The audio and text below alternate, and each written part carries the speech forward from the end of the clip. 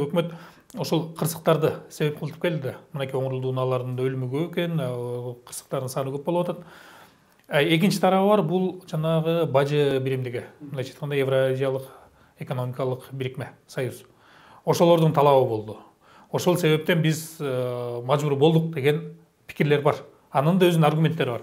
Ушул талап менен келгенде, мисалы биздин мыйзамыбыз даяр болуп келгенде, макул өкмөт даяр болсун, президент даяр болсун, баары бир тиги кошуна мамлекеттерден кысым болуп, буга чейин көрүп эле келе атабыз. Айрым мыйзамдар кысым болуп эле кабыл алынбай калып атат да. Ошондой коркунуч барбы? Эми азыркы учурда Россияга, Арменияга, по-моему, кирип атат жөн элечи. Казакстан өзү ички арасынан запрет коюп койгон. Ал эми ЕСтин алкагында биз ал мамлекетке киргенге байланыштуу ал жерде запрет бар, бирок автобустарга. Мындайча коомдук ташый турган унааларга запрети бар. А бирок жөнөкөй легковой машиналерге же мындай внедорожниктерге анын немеси жок, анын айырмасы жок. Анын жана запрети жок. Мындайча айтканда ЭАПтин алкагында биз оңрулдуу унааларды алып киргенге болот. Эми жалпы мыйзамдын ичинде. Эгерде бул автобус болбосо. Автобус болбосо жалпы алып киргенге уруксат берилген. Башкача 8 кишиден азыраак бата турган болсо, айдоочудан сырткары, анда биз айдап жүрө алабыз. Мындайча айтканда маршрутка жана автобустарга гана запрет коюлган. Ал ЕЭПтин алкагында, биз ошол ЕЭПке киргенден кийин ошонун алкагындагы общий, биз эле эмес, баардык мамлекеттерге кирген талап.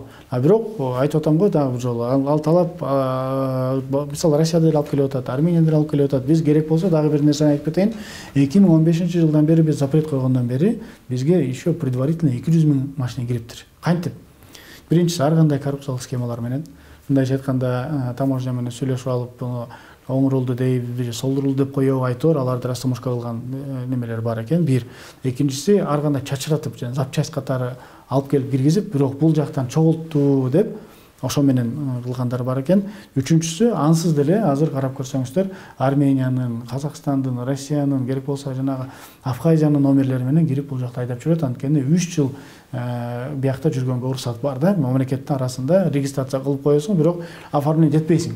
Оформление этпей эле жүргөнгө уруксат бар. Мына биздин азыр жарандар айла жоктугунан, бияктан кымбаттыгынан, экинчиден айла жоктугунан, машиненин сапаты начарынан баардыгын эске алып туруп, азыр айла жок ошондой машинелерди алып келип, бияктан айдап жүрүп атышат. Кичине калганда 3 жыл калганда алып барып кайра сатып берем деп атат, же кандайдыр бир айтор айла жоктугунан ушундай шартка барып, ансыз деле алып келип айдап атышат да.